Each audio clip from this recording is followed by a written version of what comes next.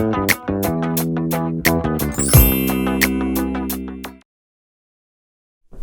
guys, it's Maria. Welcome back to another episode of Hot Glue Sculptures with Maria. I sort of did something. If you guys remember how my hot glue gun looks like, it's pink and it used to have a pink tip as well. However, I cut it off. You can still see the remains of it right there. You may be wondering why I cut it off if it looked so much prettier with the hot pink tip. The tip is usually there to protect from somebody getting burned.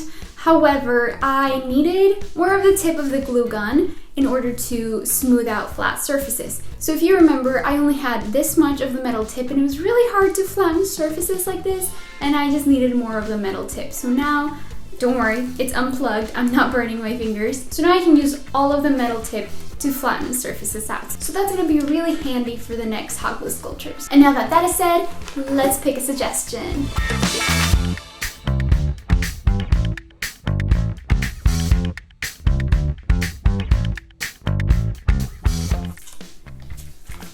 Goat.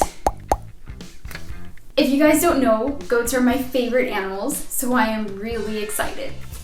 All right, here we go.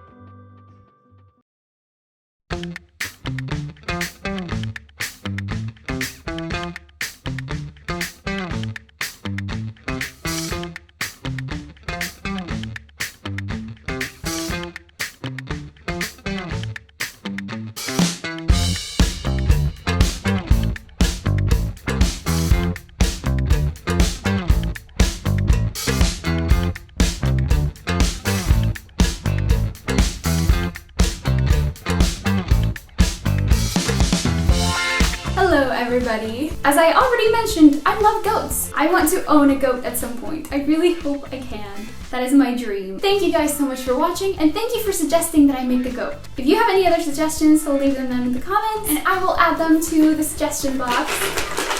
I will see you guys next week. Bye!